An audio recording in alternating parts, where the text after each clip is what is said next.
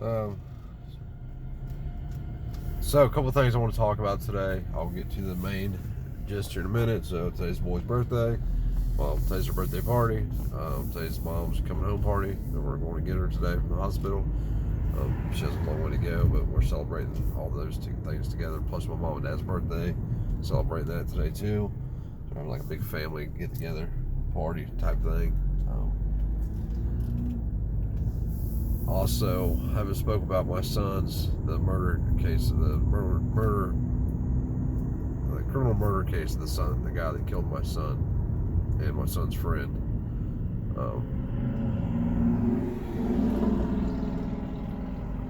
You know,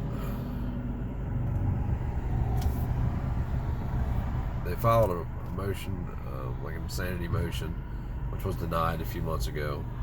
They filed a motion to suppress, which was just denied last week. I didn't go to either of those. I didn't go to the insanity motion because I didn't want to lose my mind in the damn courtroom if they granted the motion. And I didn't go to the motion to suppress because I didn't want to see something that should be suppressed and them not suppress it. You know, then I've questioned even, if I should have went for that reason. Was there something that should have been suppressed and they didn't suppress it? Because court judges system isn't what people believe it is. I believe in people having a fair trial. The kid killed my son, and he admitted to why he did it at the time. Why he said why he did it. It wasn't the correct reason. It wasn't the real reason. But even in his lame excuse, he admitted he murdered my son. He actually said that, that shooting my son was an accident. My son started beating the piss out of him, and he said, that the gun just went off while it was happening, and tried to point the finger at my son. But anyways, trial starts in February. And when it first happened, I wanted to hurt the dude. I really wanted to hurt him. For months, I wanted to hurt him. Nothing would have made me happier. And especially when, he's right there. You're sitting in the courtroom and he's right there. But, I have my special seat in the courtroom that's designated for me by the sheriff's department. I guess the judge too. And they won't let us film in there. They say that we had to go through these motions to be able to film in there.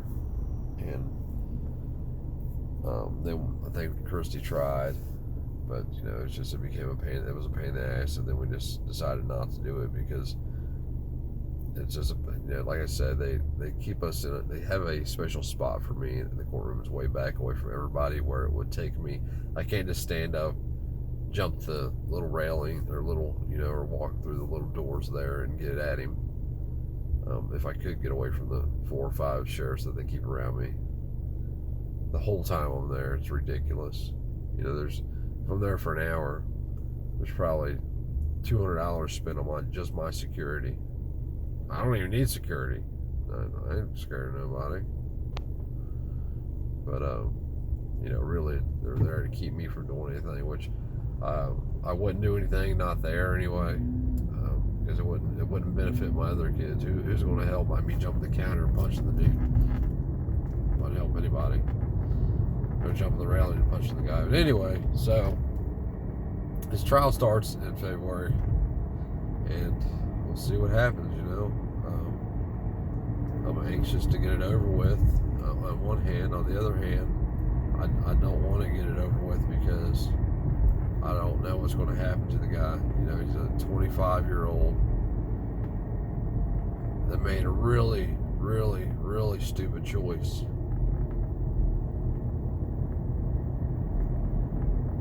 And who benefits from him going and spending the rest of his life in prison? I'll tell you who. The state does. Because he killed, as of right now, he is somebody who killed people. He killed 2 people. You put him in prison for 30 years, and then you let him out, he will then be a killer.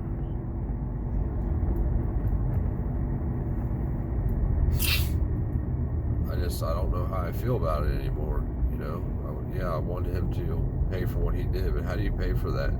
What amount of time is going to settle the debt that he has with my son? You know, in my opinion, there's no amount of time.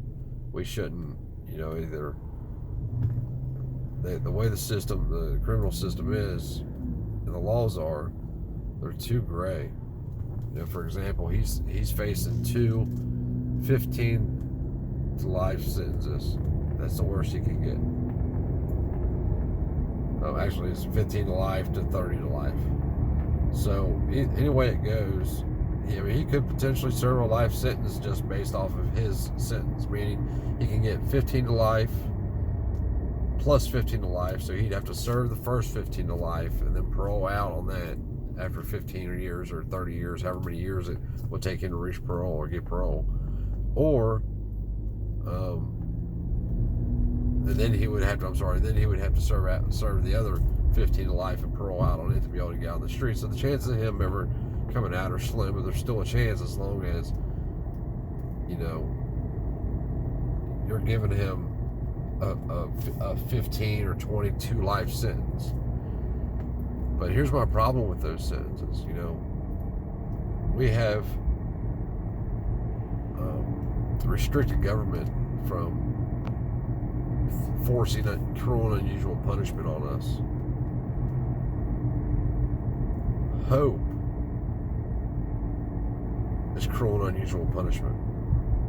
When you give somebody a 15 to life sentence, and they for 15 years they go to prison and they don't do anything wrong, don't get any tickets, nothing, but then you don't parole them after 15 years. That's cruel and unusual punishment in my eyes. So I just, you know, in my opinion, I'd rather him just get a flat sentence. Give him whatever time you're going to give him, whether that be, you know, 10 years on each murder or whatever that number is. I don't know what that number should be, but I don't believe that should give them X amount of years, 2 life sentences.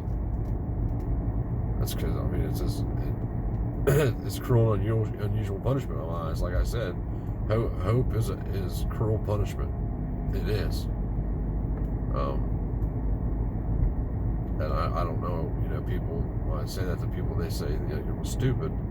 But it also, by me saying that, you have to believe that I believe in what's right, not necessarily what benefits me the most. You know, it would benefit me the most for them to, you know, just, I don't want to say that because I don't want the kid to die. Not now. Anyway, I did it one time for sure. Now, though, I can't explain how I feel, to be honest with you. Wish I could.